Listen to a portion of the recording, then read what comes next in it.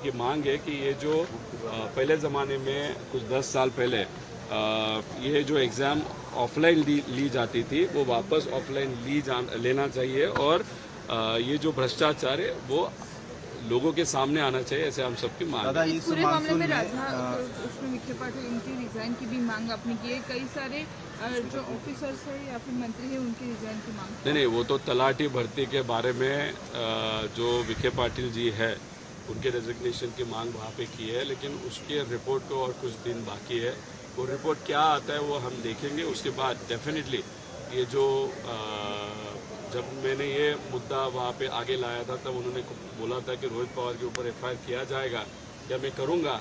अभी हमारे पास तो प्रूफ है, अभी मैट ने भी एक्सेप्ट किया कि वहाँ पे तलाटी भर्ती में भ्रष्टाचार हुआ है।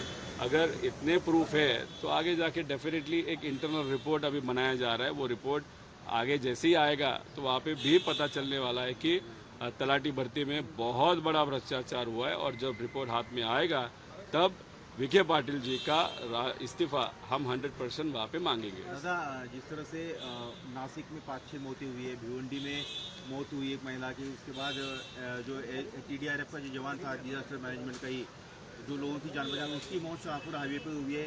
इतने रास्ते खराब है, सरकार कह रही थी कि हम कॉन्क्रीट मुक्त जो है, गड्ढे मुक्त जो है करेंगे महाराष्ट्र को, मुंबई को।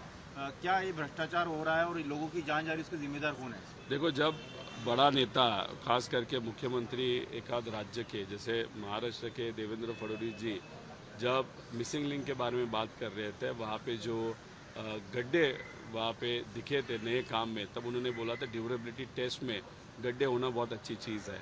अभी ये जो गड्ढे नेशनल हाईवे पे या जो महानगर पालिका का काम वहाँ पे चल रहा है और उसमें अनफॉर्चुनेटली जो गरीबों का मौत वहाँ पे हो रही है एक्सीडेंट के कारण, तो वहाँ पे वो ड्यूरेबिलिटी टेस्ट का ये साइड इफेक्ट है या ड्यूरेबिलिटी टेस्ट का ये हिस्सा भी है, ये देवेंद्र फडणवीस साहब जी ने वहाँ पे बताना चाहिए लोगों को जिनके यहाँ कोई वहाँ पे मरा है। तो ऐसे आप अगर बड़ा नेता कैजुअली एक हाथ स्टेटमेंट दे देता है तो अधिकारी या कोई भी होता है उसको लगता है कि ठीक है खड्डा है तो बोल देंगे ड्यूरेबिलिटी टेस्ट था। इसीलिए जब काम किया जाता है तब अच्छे तरीके का काम न करने के कारण, उसमें भ्रष्टाचार होने के कारण वहाँ पे ये जो अधिकारी और नेता है वो लोगों को जो तकलीफ होती है वो अनफॉर्चुनेटली नहीं देखते। सिर्फ उनको क्या देखना है तो पैसा देखना है, माल देखना है, बाकी कुछ नहीं। क्या हत्या का मामला दर्ज होना चाहिए, क्योंकि ये बहुत संगीन मामला है, लोगों की जान चली जाती है, सरकार और अधिकारी सिर्फ बाद में जाकर गड्ढा भर देते हैं, लीपापोती हो जाती है, कुछ नहीं होता बाद में। देखो, वहाँ पे अगर उनके परिवार के तरफ से कोई भी कोर्ट में जाता है, एफआईआर करने की कोशिश करता है और एफआईआर अगर पुलिस नहीं लेती तो डेफिनेटली हम सपोर्ट करेंगे कि एफआईआर लेनी चाहिए और वहाँ पे कार्रवाई उस अधिकारी या जो भी व्यक्ति जिम्मेदार है उसके ऊपर कार्रवाई होनी चाहिए। सुनेत्रा पवार इनको गूंगी गुड़िया इस शब्दों का प्रयोग जो है कांग्रेस द्वारा किया जा रहा है, क्या आपको लगता है अजित पवार अगर होते तो इस शब्दों का इस्तेमाल करने की कोई सोच भी नहीं सकता था? देखो, इशू क्या हुआ था वो भी आप समझ लो ना। वहाँ पे प्रेस कॉन्फ्रेंस चल रही थी, उस प्रेस कॉन्फ्रेंस में एक अच्छा पत्रकार लोगों के तरफ से बीड़ जिला की जो कायदा व सुव्यवस्था है, वहाँ के जो क्राइम सिचुएशन है उसके बारे में बात करने की कोशिश कर रहा था या प्रश्न पूछ रहा था। लेकिन वो प्रश्न पूछते वक्त वहाँ के जो नेता है, लोकल नेता है, पहले राज्य के थे अभी तालुका के नेता हो गए, उन्होंने जिस तरीके से एक पत्रकार को वहाँ पे शांत किया या शांत बैठने के लिए कहा, वो एक गलत था। अगर दादा होते तो वहाँ पे वो उस नेता को शांत करते, लेकिन यहाँ पे जो सुनेत्रा काकी उन्होंने कुछ भी नहीं किया, वो गलत था। उसी के साथ गूंगी बुढ़िया ये एक साइड से अच्छा भी है और एक साइड से स्टेटमेंट बुरा भी है।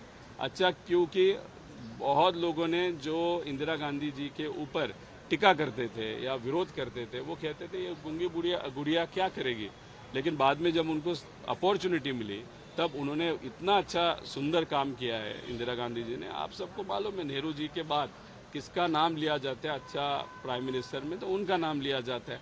तो अभी अगर आपके पास पद है, मतलब सुनेत्रा जी के पास अगर पद है, लेकिन उस पद का उपयोग अगर आप एक आध पत्रकार के ऊपर अन्याय होता है उस अन्याय रोकने के लिए उस पद का इस्तेमाल नहीं करते तो वो गलत चीज़ है। सर, सिक्किम बैंक के केस के मामले में भी जो है कई करोड़ों का स्कैम जो है वो बाहर आ रहा है, राज ठाकरे ने इशू उठाया, उन्होंने बाकायदा एकनाथ शिंदे जी को लेटर भी लिखा था, कैसे देखेंगे सर? जो जिम्मेदार है उनको पकड़ो, जेल में डालो, और कौन कौन बड़े लोग उसमें है सब देख लो।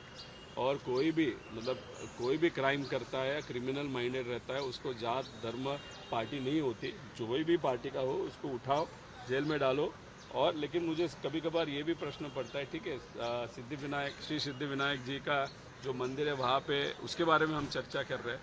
प्रभु श्री राम जी के ट्रस्ट में जो 1500 करोड़ का घोटाला हुआ उसके बारे में चर्चा क्यों बंद हो गई, ये भी देखना पड़ेगा। एसआईटी क्या कर रही है वो भी देखना पड़ेगा।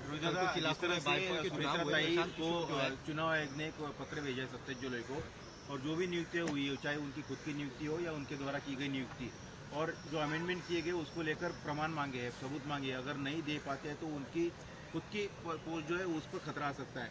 क्या ये मर्जर को लेकर उन पर दबाव की रणनीति है कि या फिर प्रोसेस है, आपको क्या लगता है? इलेक्शन कमीशन ने सू मोटो ये किया होगा, उनको किसी ने कंप्लेन किया होगा, उस कंप्लेन के बेसिस पे उन्होंने नोटिस भेजी थी।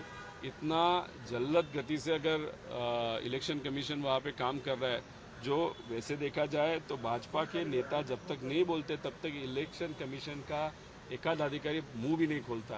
तो यहाँ पे अगर इतना अग्रेसिवली वो आगे जा रहा है इलेक्शन कमीशन, तो डेफिनेटली कहा ना कहा तो भी प्रेशर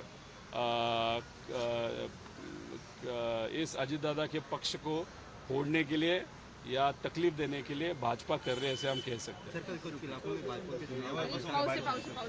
थैंक यू सर।